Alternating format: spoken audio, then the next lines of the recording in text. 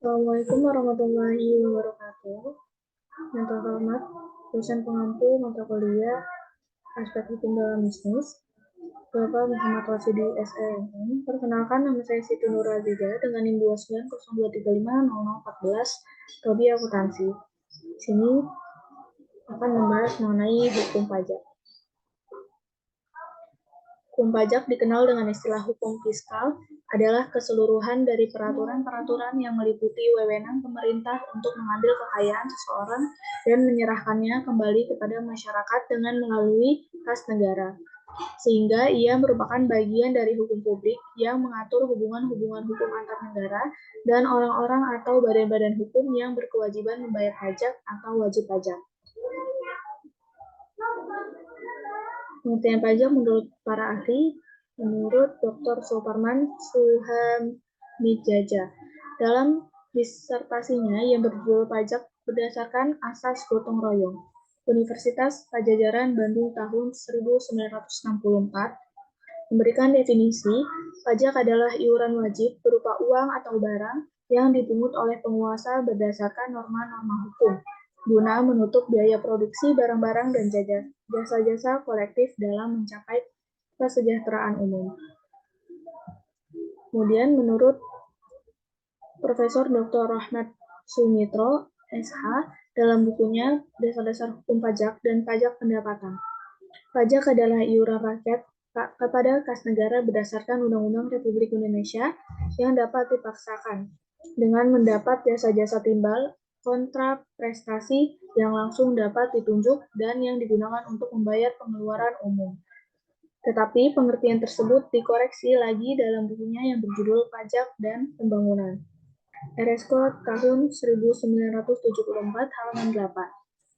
Pajak adalah peralihan kekayaan dari pihak rakyat ke kas negara untuk membiayai pengeluaran rutin dan surplusnya digunakan untuk public saving yang merupakan sumber utama untuk membiayai public investment.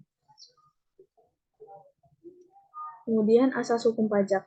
Self-assessment memberikan petunjuk bahwa Undang-Undang Republik Indonesia Pajak memberikan kepercayaan kepada wajib pajak untuk menghitung sendiri kewajiban pajaknya dan membayarkan kepada negara sesuai Undang-Undang Republik Indonesia Pajak. Dasar hukum pajak.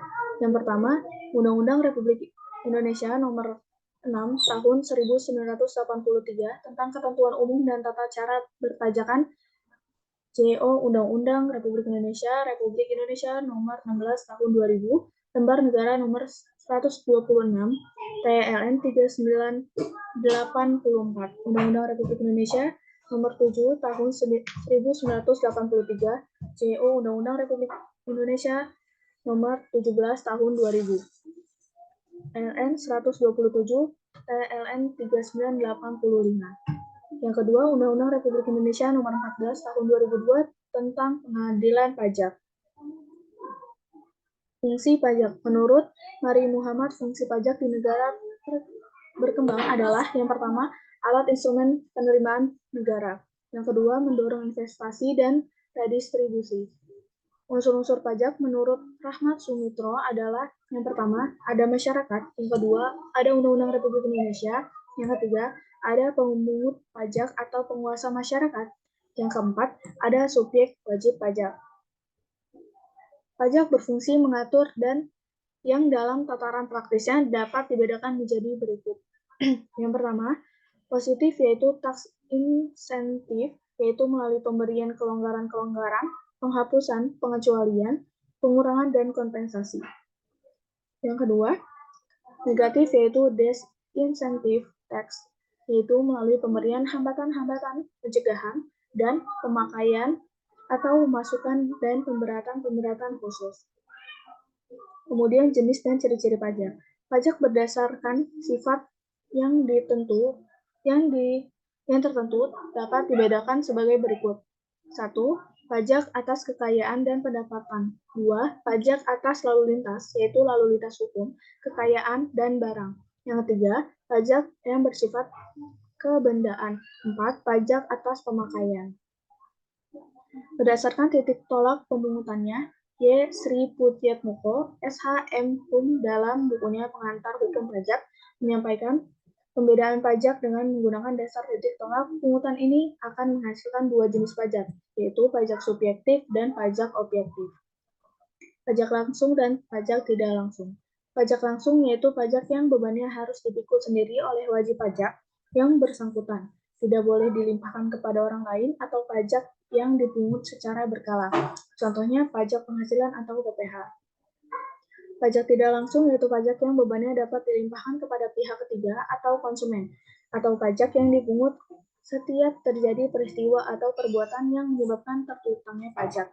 Misalnya, terjadi penyerahan barang, pembuatan akta, contohnya pajak pertambahan nilai atau PPN, bea pos dan materai, bea balik nama atau BBN. Kemudian pajak pusat dan pajak daerah. Pajak pusat adalah pajak yang dipungut oleh pemerintah pusat dan dikelola oleh Departemen Keuangan atau Direktorat Jenderal Pajak. Pajak daerah adalah pajak yang dipungut oleh pemerintah daerah dan dikelola oleh Dinas Pendapatan Daerah atau di Pemda. Kemudian pajak retribusi, iuran, dan sumbangan. Pajak adalah pajak dipungut berdasarkan Undang-Undang Republik Indonesia atau peraturan pelaksananya. Retribusi adalah pungutan daerah sebagai pembayaran atas jasa atau pemberian izin tertentu yang khusus disediakan dan atau diberikan oleh pemerintah daerah untuk kepentingan orang pribadi atau badan. Kemudian iuran, jumlah uang yang dibayarkan anggota perkumpulan atau komunitas asosiasi kepada bendahara setiap bulan. Kemudian sumbangan adalah iuran yang diberikan oleh rakyat secara sukarela digunakan untuk membantu kelompok masyarakat tertentu. Kemudian teknis dan tarif pajak. Setoran pajak tahunan atau SPT. Laporan SPT paling lambat tanggal 31 Maret atau 6 bulan pemberitahuan. Pembayaran pajak terutang paling lambat tanggal 25 Maret. Kemudian denda. Keterlambatan laporan SPT adalah 100.000. Keterlambatan pajak terutang 2% dikurang bayar. Kelalaian atas pajak terutang yang tidak dibayar dipidana 1 tahun kurungan atau 2 kali jumlah pajak terutang yang tidak dibayar. Kemudian, sengaja atas pajak terutang yang tidak dibayar, pidana 6 tahun kurungan dan atau 4 kali jumlah pajak terutang yang tidak dibayar atas PPh pasal 21 atau 26 tentang gaji, upah, HR, tunjangan lain, dan sehubungan dengan jasa. Kemudian dasar pengenaan. PPN tarif tunggal 10% diubah dengan PP yaitu 5% dikurang 15% atau PS7. PPNBM dengan tarif 10% dikurangi 75% atau PS8. PPh terutang. Berdasarkan penerapan tarif pasal 17 Undang-Undang Republik Indonesia, PPh atas penghasilan kena pajak atau PKP. Berikut ada daftar lapisan PKP.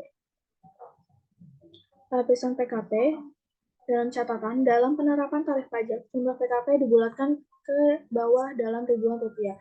Penghasilan tidak kena pajak atau PTKP besarnya adalah yang pertama 2.880.000 untuk wajib pajak, yang kedua 1.440.000 untuk tambahan untuk wajib pajak yang kawin.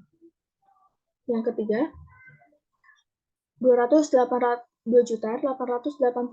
tambahan untuk seorang istri, hanya seorang istri yang diberikan apabila ada penghasilan istri yang digabungkan dengan penghasilan suami. Yang keempat, 1.440.000 tambahan untuk setiap anggota keluarga sedarah dan semenda dalam garis keturunan lurus, serta anak angkat yang menjadi tanggungan penuh paling banyak 3 orang untuk setiap keluarga. Yang kelima, warisan yang belum terbagi menjadi wajib pajak menggantikan yang berhak tidak memperoleh pengurangan PTKP. Dalam contoh soalnya, seorang wajib pajak menerima atau memperoleh penghasilan neto tahun pajak 2003 sebesar 88.640.000. Wajib pajak berstatus kawin dan mempunyai 3 orang anak, sedangkan istrinya tidak mempunyai penghasilan sendiri. Perhitungan pajak dengan penerapan tarif tersebut dilakukan sebagai berikut. Penghasilan neto 1 tahun adalah 88.640.000. Penghasilan tidak kena pajak adalah 8.640.000. Penghasilan kena pajak 80 juta. Penghasilan pajak penghasilan yang terutang. 5% dikali 25 juta sama dengan 1.250.000. 10% dikali 25 juta sama dengan 2.500.000. 15% dikali 30 juta adalah 4.500.000. Kemudian dijumlahkan menjadi 8.250.000. Baik, itu saja yang bisa saya sampaikan. Kurang lebihnya mohon maaf. Assalamualaikum warahmatullahi wabarakatuh.